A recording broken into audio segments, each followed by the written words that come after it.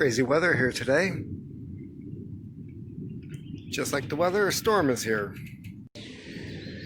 There's a lot of craziness going on, and yesterday, a person that I used to work with at one of my old jobs made a post saying on Instagram, "My silent friends, I see you. Silence is violence." So then I responded with this.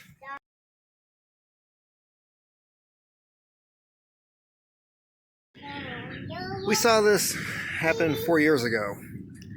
We saw protests like this, people in an uproar. It was kind of the height of the Me Too movement, and Me Too got hijacked by Black Lives Matters, got hijacked by everything. So, everybody has to jump in the bandwagon. And,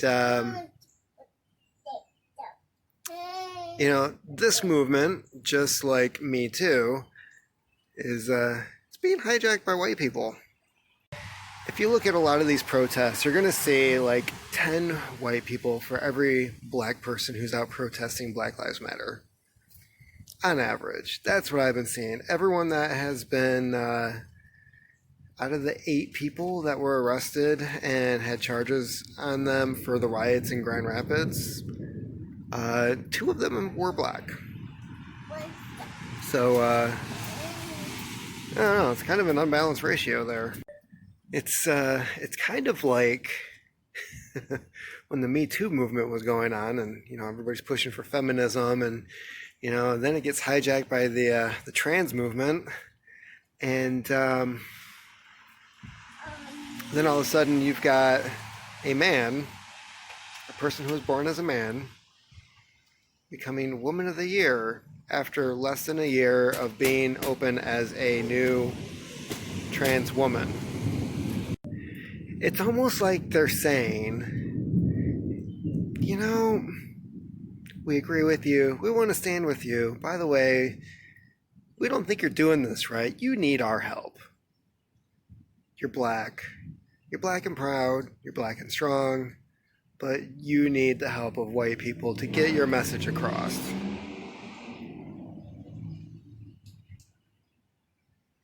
If that kind of shit happened when I was growing up, they wouldn't be having it. So now this movement is getting into corporate America, and I don't follow too many companies on Instagram. Just not my thing. And one of the companies that I did previously, before today, follow was the Modern Library Books. It's a publishing company that for very cheap, you can get a brand new copy of a classic piece of literature that you might need for a class, or hell, maybe you just want to read Moby Dick and not spend $30 in a hardcover edition. You can go pick it up for a couple of bucks brand new. That is what the Modern Library Books were all about. And then they had this post today, right here.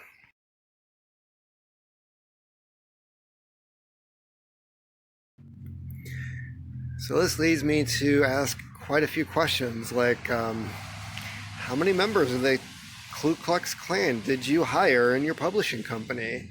How do you know that all of your staff, or at least a good portion of your staff, are racist?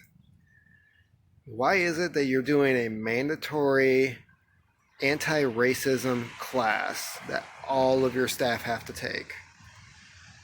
And really, like, all your staff? So, the black staff, they have to go as well? What if you're mixed? What if you're in a interracial relationship, or you're married to somebody of another race? You have to go to an anti-racism class?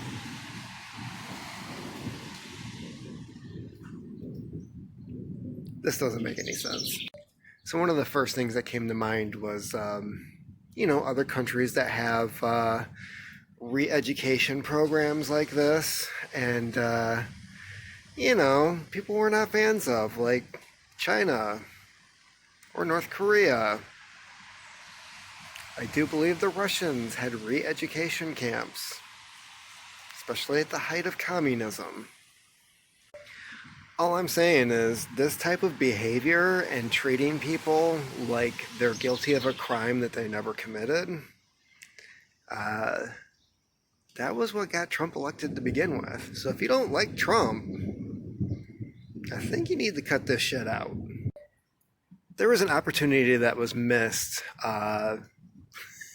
over the last 2 years, and the same people who are protesting and demanding change did not take it upon themselves to participate in this event. If you side with the Democrats, you had over a dozen candidates to choose from to go against Trump, to create actual change.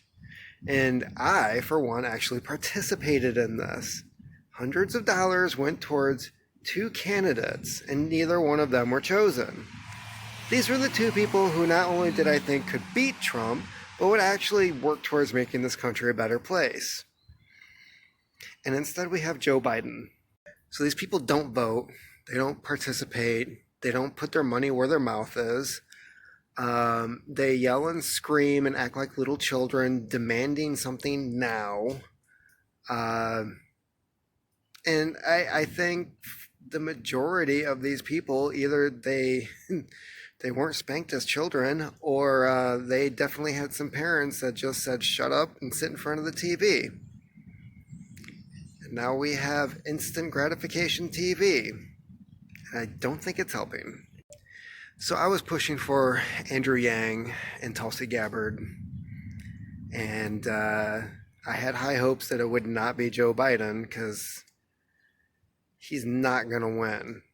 Let's just be clear on this, especially with what is going on now and some of the racist shit he's said over the last couple weeks. It ain't happening. And the people who would vote for Joe Biden, they're not going to, because they don't think their vote counts. And that is why they cry and scream and act like little children. So yeah, things seem to be getting worse, and now it's at a corporate level where you have institutions mandating certain things to their employees, who, of course, in this economy where we're at, 22-25% unemployment, and it's probably not going to be better in the next couple of months.